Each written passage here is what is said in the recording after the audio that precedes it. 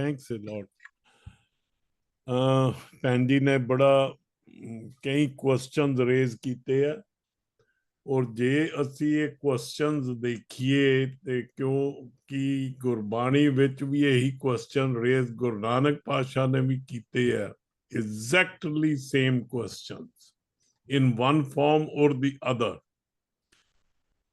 Equality ਬਾਰੇ even ਜਿਹੜੀ last ਵਿੱਚ ਕਿਹਾ freedom of education, real freedom of education ਹੀ ਮੰਗੀ ਹੈ ਗੁਰੂ ਨਾਨਕ। ਉਸ ਵੇਲੇ ਕਾਸਟ ਸਿਸਟਮ ਸੀ, ਕਾਸਟ ਨਾਲ we were restricting the education. Now it is the economic or other conditions ਜਿਹੜੀਆਂ ਚੇਂਜ ਹੋਈਆਂ। ਸੋ ਇਹਨਾਂ ਨੇ ਬਹੁਤ ਕੰਮ ਕੀਤਾ। We highly appreciate that work ਔਰ ਆਰਗੇਨਾਈਜੇਸ਼ਨਲ ਲੈਵਲ ਤੇ ਔਰ ਬੱਚਿਆਂ ਦੇ ਲੈਵਲ ਤੇ ਜਿੰਨਾ ਵੀ ਉਹਨਾਂ ਦੇ ਰਿਸੋਰਸਿਸ ਹੈ ਠੀਕ ਹੈ। The governments have a lot and they can do a lot and lot, ਪਰ ਇਹਨਾਂ ਨੇ ਆਪਣੀ ਜਿਹੜੀ ਸੇਵਾ ਉਹ ਸਾਰਾ ਬੱਚਿਆਂ ਦੇ ਸਿਰ ਤੇ ਲਾਈ and did it. So we open up for discussion. Dr. Balwant Singh ji, please, you have raised the hand.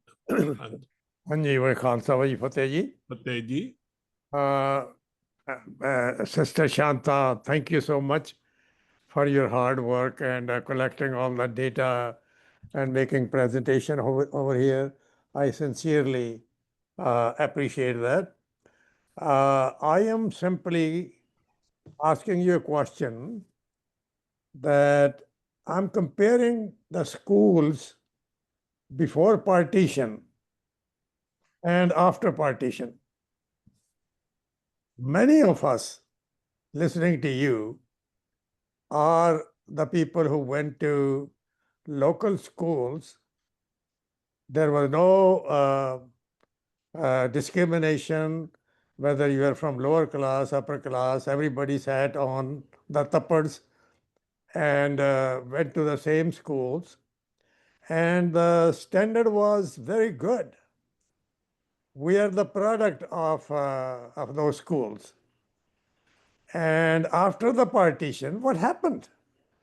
We are so proud that we are free nation now. When we should be doing better, your description tells me that we have gone to the dogs. And we see that. I go to my village school and see that exactly the kind of things that you described in your visits to the schools. What happened to our democracy? Why have we gone down as free nation as we were aspiring to be? Oh, now we'll be free. We will be able to achieve this and this and this and that. Why? What is your finding on that? Thank you. Would you like me to take 2-3 questions together, or I just respond and then You go can ahead? answer. You can answer. We don't have any other. You can answer. Okay. Okay. Thank you very much, sir. I think this is a very relevant question. Why? You know, I do not know if I can answer you satisfactorily, but I must tell you that I am 75 years old. I also went to a local school, and it was an aided government school where children of rich and poor, all of us studied together. And government did provide for teachers there. The minute I graduated to the next class, you know, we all move up to the middle class and further to higher middle class. We have also abandoned the schools, and we are not sending our children to the schools we went. We are going to a private school.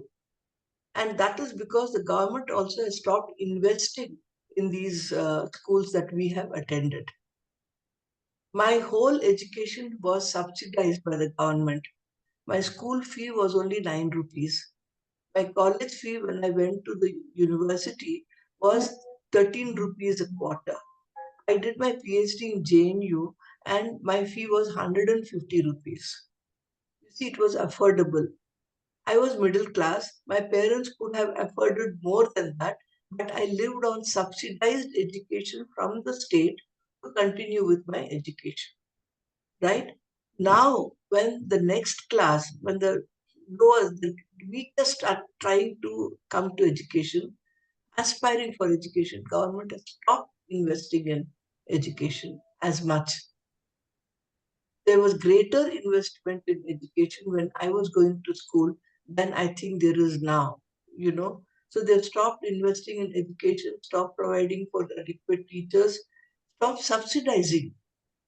Everything was subsidized. My petrol was subsidized, my electricity was subsidized. Middle classes, we all grew up on a subsidized economy.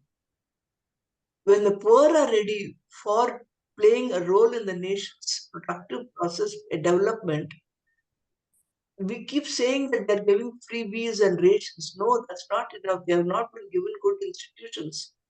So I think if the system continues to invest in the poor, definitely it will change. They have stopped investing in the poor as much as they invested in ourselves.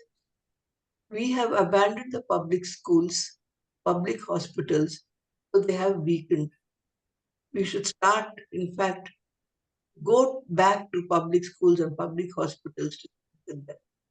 The reason is that we have abandoned the space of public. If the middle class abandons the public space, then the public does not be a public. Karnal Singh ji. ਹਾਂਜੀ, respected Shantha Sinha ji ਨੂੰ I want to ask the question raised main problems, challenges for equal opportunity and rights of education for children in India.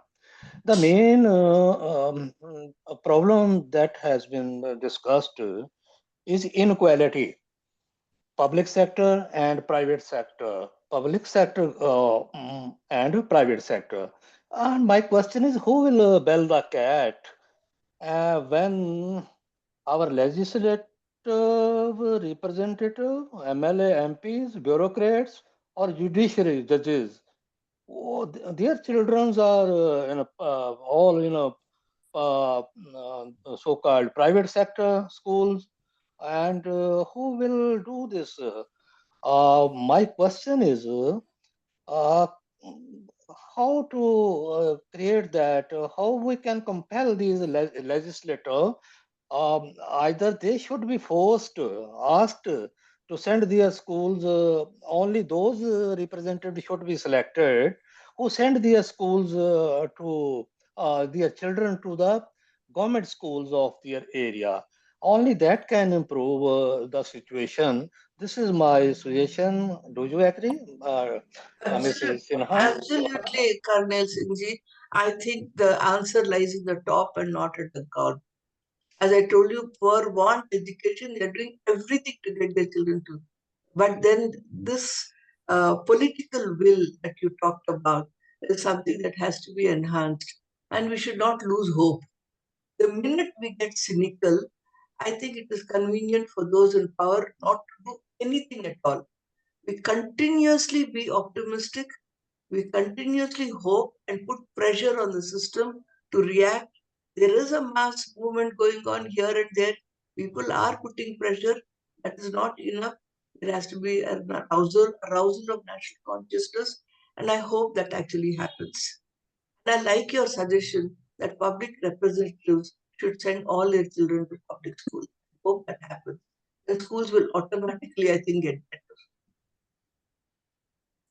better. Dr. Kabul Singh ji next. Thank you, Dr. Jagjit Singh ji. First of all, I'd like to thank Dr. Sinha for an excellent information and her work as she has shown. She has brought up so many good points like why the system has collapsed. She has mentioned it, that government has abandoned the public system. And that's true. And apparently it happened because before independence, most of the Indians, they were almost equal.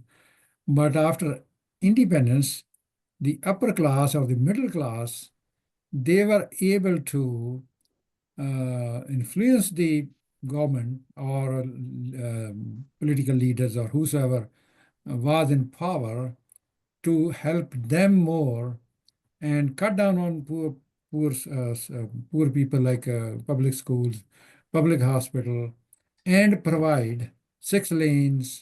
She gave the examples. Provide the facilities to the upper class and middle class. And she has also mentioned like to the corporations. So the point is that they have been able to influence the whole system to cater to them, rich people and maybe middle class, and leave the poor behind. And that's probably the reason, unless it can be changed, probably which is pretty difficult, the things will probably not change. So my suggestion is similar to what earlier said. Not only the politician, but even the bureaucrats.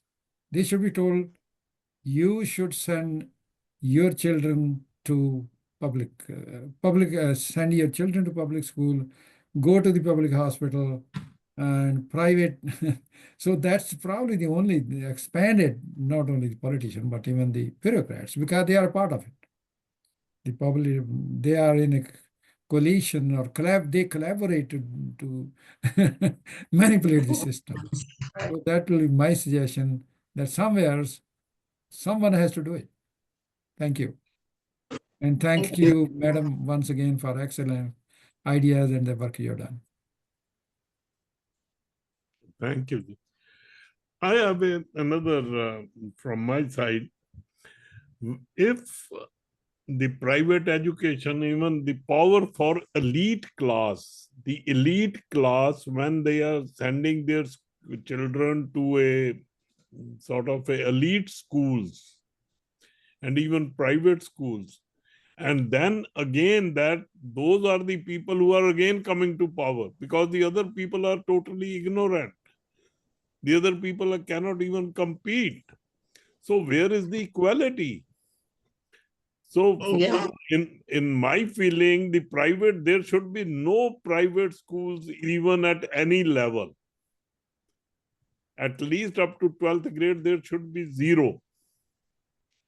It is not that they should have even a parallel one.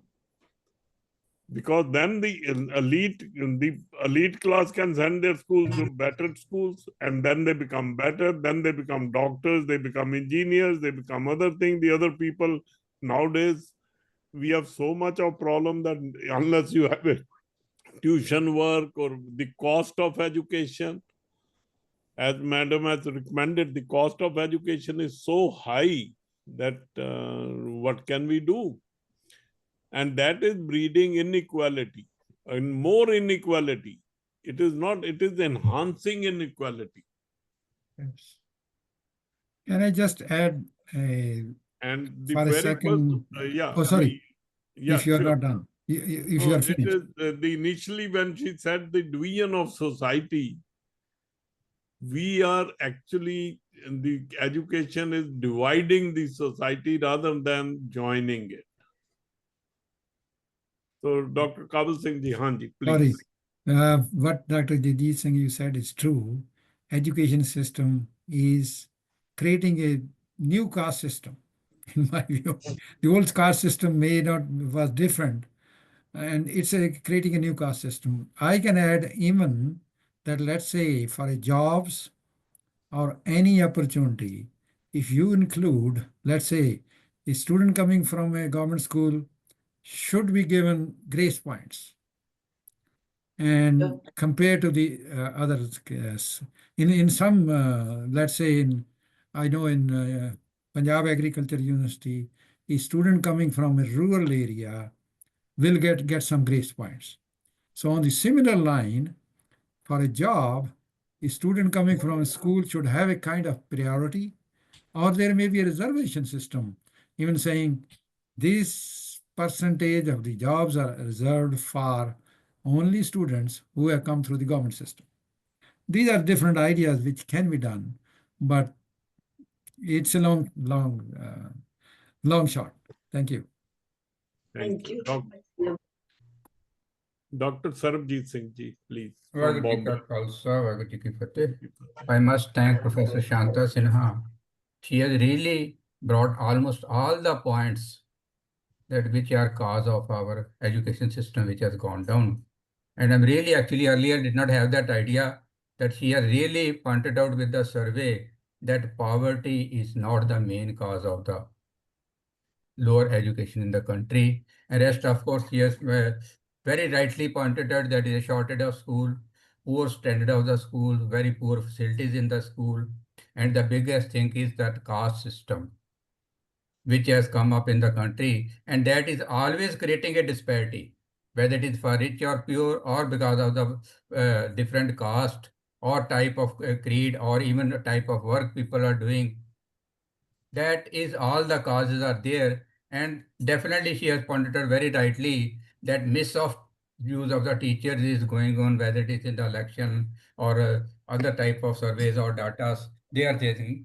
And biggest point actually which has slowly corrupted up, that is the education is becoming costly day by day. I remember when we were studying in the school, up to primary school level, fees was less than 1 rupee. Even in the school level, up to 12th, it was just 5 or 6 rupees. And in the university, it was just 12 rupees per month. And now you can see how much all those 12 were 2 or 3 zeros have been added to that. That standard has come up. Because slowly, I don't know what is the reason why whatever leaders we elect, they want that only education become more and more privatized like a business so that they can earn the money. And in fact, because most of our leaders are working under the influence of the business community, that is why everything is becoming from the government system to the education, that private systems who were there. And all the, if you see many states, all the political leaders control the most of the schools and colleges. And this is actually our fault that we elect dishonest and incapable leaders. And that is a cause, because then they will think only of their selfish interest. Any person who doesn't have capability, in order to save his position, he will try to misuse other type of things. And that is happening. And that's, I remember in our time, rightly somebody has pointed out that the scholarship used to be there for the children, good children. There used to be exam for the scholarship, and there, those who are from villages, there used to be separate quota, and from the urban area, that should be separate quota. And that scholarship used to be given, that because type of facilities in the cities is much, much better than the in villages. So that is why that difference was there. And even many times, I think even jobs or other things also used to be there. But now all the things are gone, because it is mostly becoming the business oriented things. And we have to remove this disparity of caste system, and even poor and rich who can go. Because if I don't remember, somewhere somebody pointed out, in some countries, whosoever is there, where he is a son of a leader or any poor person, they have to go to the same school. So this type of system, if it is we adopt it, automatically those rich people will create facilities in the normal schools or government schools also. So this, we have to create a revolution. That is only our responsibility. Gurbani says, "Apna thi apna ape hi kaj swarge." We have to solve our own problems. Our leaders are not going to solve our problems. We have to think how to do that. Vaheguru Ji Ka Khalsa, Vaheguru Ji Ki Fateh. Thank you very much. Thank you, Ji. Thank you. We have to, all of us, and that is the reason why we introduced Shantha Ji, because she has been doing the same thing. ਨੀਚਾ ਅੰਦਰ ਨੀਚਾ ਅਤ ਨੀਚ ਅਸੀਂ ਗੱਲ ਕਰਦੇ ਹਾਂ Guru Nanak is with the lowest last person. Exactly, she is working at that grassroots level, and that is what I feel is the very appreciable work, because I think at least I am not working at that level. Harjinder Singh Ji. जी नमस्कार and Sat Sri Akal madam ji Under the given conditions, first I should say that you have given a very great lecture. This is very convincing, marvelous. Under the given condition, I'm 100% certain that condition prevailing in India can't be changed. The ruling class, whether BJP or Congress, or for that matter, any other party, they are strictly following rules set up by capitalist class. And the Indians are in the grip of worst type of capitalism. So far, I think. And the roots are so strong that no kind of change is possible, what to talk of a revolution, as said by Dr. Jagjit Singh. Revolution is under the given conditions, I think it is not possible.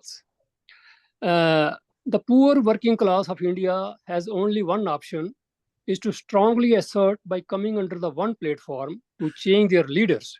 And for that, we need role models. Unfortunately, good people like you are not coming forward, are not in a position to assert for various reasons. We Sikhs, we have ethos that believe in equality and equal opportunity. But so far, even Sikh intellectuals too have not asserted in this direction. I think the solution lies in framing rules so that concentration of wealth is not in few hands. That is the crux of matter. So far, my thinking goes. And our country in India is really rich, but majority of people are poor. It is only through awakening of the masses that we can bring a change in the mindset of the poor people by making them aware of the hard work done by them and fruit just pocketed by a few. So only coming under one platform and asserting by the common man and bringing awakening in them, I think the change is possible. This is my thinking, ma'am. Thank you very much. Any comments, Sinha ji? No, thank you for the response and some very good ideas that have come on how one must encourage public schools, how one must encourage the first generation learner in employment and give preference to them mostly. How I think all that has been said is something that resonates with what I feel, and thank you very much for that. I also agree about the capitalist class, but let me tell you that if there has been a democratization of schools world over, it was through capitalism. Capitalism needs education. I agree with you, but I have to say one thing. I have to say this thing only. Capitalists, they are doing something just for the purpose of appeasement. For the purpose of appeasement. Yes. I'm actually supporting what you're saying, that we do not have a good capitalist, enlightened capitalist class. Yeah. That's the problem. Thank you. Yeah, enlightened bourgeoisie, enlightened bureaucracy, they're so self-centered. Education is a long-term intergenerational agenda. The impact of it will be known after one cohort, after 10 years of all children in school, then you can see the impact. It's not short-term agenda at all. And that the capitalist class knew very well whenever they did any massive programs. Some of the massive programs on irrigation, they planned for 30 years. That is a vision. I am not for capitalism. I'm just telling you that how much vision you need to build a human society, to build human capabilities.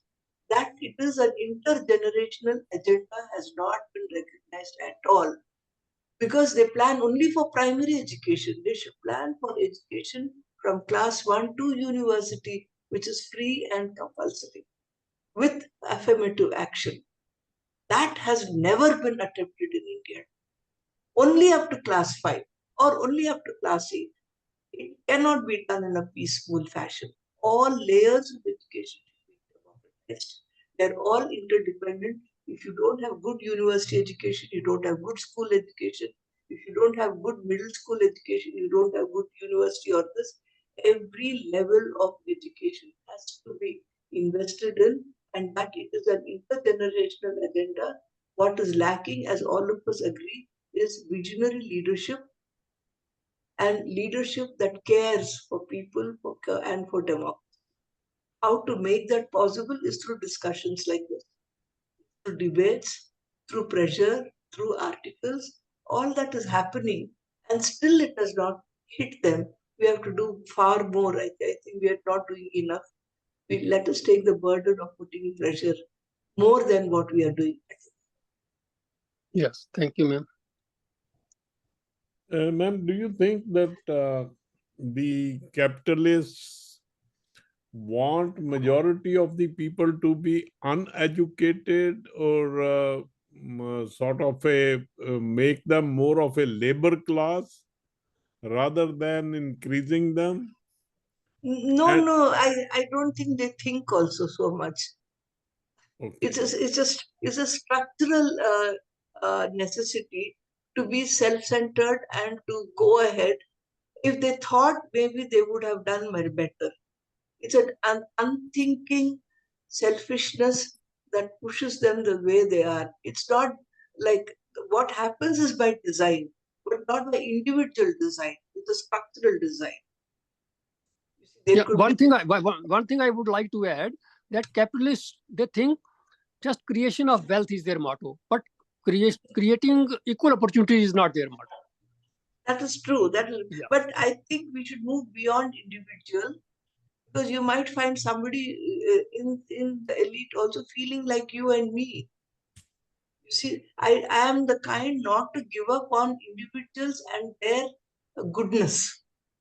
Everybody has a capacity and we have to explore it. I am looking at the structural causes for why that goodness doesn't come out. Let us not give up on anyone. You know, even the freedom movement in India was an all-class movement. Rich and poor all joined together to push the British out. So if you exclude partnership of all classes in a movement for a just cause, then you're losing your strength. So that is why I don't want to stereotype anyone as individuals, but certainly I have to blame the structure of society, structure of economy, structure of politics, and identify those who can still understand what you and me are saying in spite of the structure of economy and society. This is the only hope. Otherwise, you know, somebody might say that you have made it. They can even accuse me. What have you done? What is the answer I have? I am sending my children to private school. What have you done? So, what is the answer I have? So, let us not be judgmental or put the pressure on individual. Let us try to see whether they can be thinking like you and me. We have to try harder. If they're not thinking like us, we have not tried enough. We have to keep trying and trying and trying. All sections in society, all individuals in society must feel like you and me to break the systemic challenges. Very right. Yeah. Everybody has to do something. Right. I would like you, Kabul Singh ji, you have a quick question, or I have another? Okay. Oh, you can go ahead. I wanted to know, in about 5 minutes, tell us about the foundation MVF which you have it. How much is the team? How many people are working? Please let us know about it. I think our peak was in from 2000 to 2010, say, where we expanded to the entire country and also to other countries in the world. Right now, we are working in Bihar in about 4 districts. We are working in Madhya Pradesh and we are working in Telangana. These are the 3 areas. So we've downsized our work mainly because this government has made it difficult to get funds from foreign sources. And also the corporate sector is also funding different kinds of programs, not so much the kinds of program that we are doing. So this is the scale. We are at the moment monitoring 300,000 children every day. At one time, we were monitoring 1 million children every day. It's downsized to 300,000 children. We see whether if they are in school, we monitor to see that they do not drop out of school. As I told you, being in school is an accident. For any reason, a child can just drop out. So we made sure that these children do not drop out. Then we are monitoring children out of school. Bonded labor, agricultural labor, migrant labor, brick kilns, bangles workshop, jewelry, battery, everywhere. There are children in hotels, dabas. What we do is an area-based approach, in the sense that we take an area, either 1 gram panchayat or 10 gram panchayat, we monitor every child in the area, whether in school or out of school. I think that area-based approach is the key to the success of it. We don't just say we'll target Dalit, we target Adivasi, we target rich children, poor children, all children, and their protection, safety in an area. And it is in the process of this, we declare villages that there are every child in school village, child labor free village. So we keep declaring village after village where in that area every child is in school, making people believe that children should be in school, making people question that child labor is there, making people question child marriage. The only question we ask is it fair for a child to be? Is it justice? That is the question everywhere. Is it fair? Is it fair? Is it fair? And people have to take a stand, not give all kinds of arguments. If they think it is not fair, if they think it is not just, let's come together to put a child in school. So that is the kind of work we are doing. Right now we are focusing on girls. There's early pregnancy, they discontinue schools, there's domestic violence, sexual abuse. So we are trying to train families to respect girls. We're also now believing that we should talk to boys. No point talking only to girls. So we've just begun a program of including boys in our agenda for girls. And boys also are facing tremendous problems today. I mean, that requires another 1 hour lecture. But let me tell you, after COVID, many boys have dropped out of school, more boys. And they dropped out in class 6, suddenly they're in class 8. When they're in class 8, they've never studied for 2 full years. And now no effort has been done to make them reach up to class 8. They couldn't learn much, they dropped out. They started to work. Many of them are now becoming drug addicts. And added to, it's not just drugs, it's soft media. They're looking at porn sites, they're looking at so many things, they're getting into stealing. I'm telling you, the crisis in boys is right now scary, and we are doing nothing about them. So we are trying to see how we can include boys. They can't even come, I know, attention span. Girls, I can put them together for some for a whole day to discuss their problems.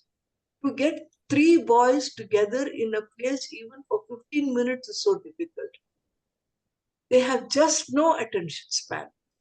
So we are wondering how to do. We just started through a group of PT, physical training teachers, to at least for 1 hour in the slum, engage them with some kabaddi, with coco, with sports, that they're away from the milieu that they're in. It's a huge, if you have suggestions, tell me. But meeting boys, I think that it's not just in Telangana, slowly it is creeping in many states in the country post-COVID. We are losing our boys. And do you pay the fees? Your organization pays the fees, or the parents pay the fee to the school? No, we don't. We in fact pay our grassroots level mobilizers. Okay. Every foundation pays 10,000 rupees a month to them. Each mobilizer is in charge of at least between 500 to 2,000 children. So usually the donor asks, will your money go straight to the child? It won't go to the child. It goes to my mobilizer who walks, who climbs hills, he has no scooter. I mean, he and she, they go house to house, they do survey, contact them, motivate them. So our key is our mobilizer. They are the conscience keepers.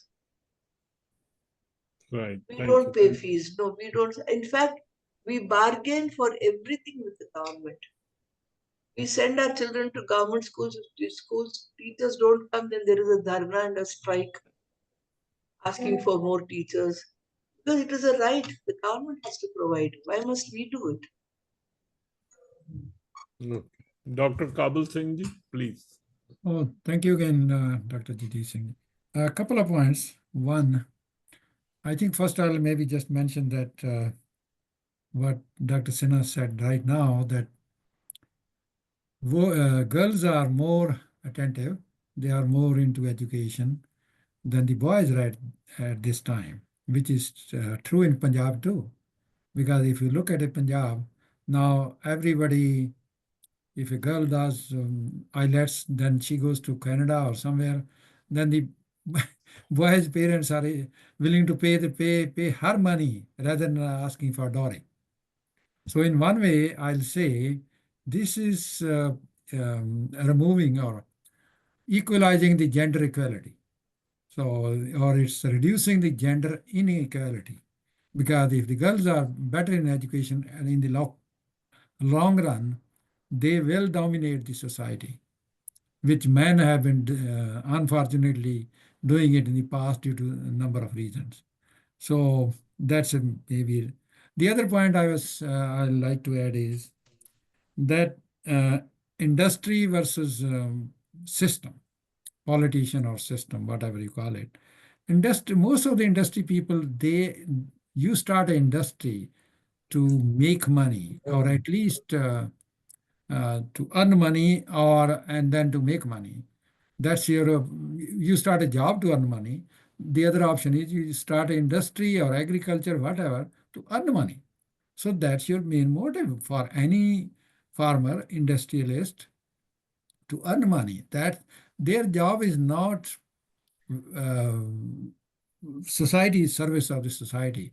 The service of the society should, and it's normally be the system, politicians plus bureaucrats. That's their job to help the society. So yes, some industrialists, and particularly in developed country like Ford Foundation, they are doing an excellent job.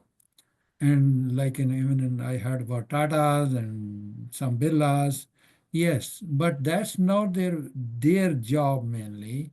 Some are not doing good. So, but it's the system, bureaucrats plus the politician. They should be doing. So somehow we have to make changes in the system, industry, because then they should be able to get money from industry by taxing them or not subsidizing them, whatever the method they find adequate or useful or good, to bring the money, that money which is earned by the industry. If they earn too much, they should pay taxes. But unfortunately, in India, the richer you are, less taxes you pay. In the So I think that's my feeling, that in job of the industrialist or industry is not welfare of society. They earn money. Yes, they can help in some cases. Our system is wrong. That's my feeling. Thank you. So any last comments, ma'am? I think we are not more. Yeah, thank you very much. And I like the Kabal Singh ji's statement. It is a state that has an obligation and duty to Right. provide for education. Corporates uh, uh, agenda, or the market's agenda, is to create wealth, productivity, and in the as a spin-off, certainly employment. Uh, Philanthropy is good, but philanthropy is charity. System provides for as a right. Philanthropy is charity. It's not the same to be a beneficiary of charity and to be a citizen enjoying right. And I am glad you raised this issue. We do want philanthropists, but it has to be the responsibility of the state and a relation between state and citizen, and not a benefactor and a beneficiary. Right. The similar comment is from Sardar Karnail Singh. The only way out is to compel the legislative representatives Correct. to be elected to pledge in their election manifesto that their own children will study in public sector educational institutions. Yes. And that will introduce bills making act for bureaucrats Right. and judiciary officials for the same. So similar are those. Madam has raised 2-3 points which I think all of us have to ponder. That is my feeling. The one thing which definitely should be in our minds is the digitization terrorism. She has used the word this one. Yeah, So really we have to, in our forum, we have to discuss that at length also. So what is this digitization terrorism? And really there is. Another thing is, how many of us have gone on school pilgrimage? Most of us don't go to school pilgrimage. These days even, we go to Gurdwara for pilgrimage or we go to anywhere, but not to the school for pilgrimage. I think we all should at least take a visit to public school wherever we are and go for a school pilgrimage ourselves and see what is happening with the students and everything. Though the system in Canada and US is much better, but still we know, all of us, what is going on. And another part, which is the how she has taken up a very good example, which is also in our Sikh history, that gurus took almost 239 years to change the attitude of the people. It takes generations to change the attitude. It cannot be a 5-year program or 5-year plan or 10-year plan to change the attitude, because the attitude has to change for others. So education, the change of attitude for equality and justice, and that is the main key points which I feel. Some of them I might have left something maybe, but I still thank her a lot and really appreciate her whole work. You can visit, there's a site called MVF Foundation. Some of the works of her are listed there. But there's another interview with her with Kunal Kamra, which you should, if you want anything more, you can hear that. And there are a lot of other information available on that. So, but really considering it, what Gurbani teaches and what she has done is exactly same. She is the real, I would call her she is real Sikh that way. We talk of identity, we talk of other things in our forum many times. Here is it's something which is without identity and really doing the equality job. Guru Nanak traveled, she is also traveling to various schools, various people, various, the lowest or the last person she is attending to. And that is what is to be highly appreciated. And really, really hats off to Madam Sinha. So thank you very much on behalf of the forum. Excuse me, Dr. Jagjit Singh, one suggestion. Yes, Maybe we should have the privilege of asking her more often to come and guide us. Oh, sure, God. we can. So I want to hear from you as well. Yeah, we should keep in touch. Right. Thank you very much. We will definitely ask her to come again and convey it. So thank you once again, ma'am. Thank you. Very Thank you. much. Thanks a lot for your time and everything. Thanks.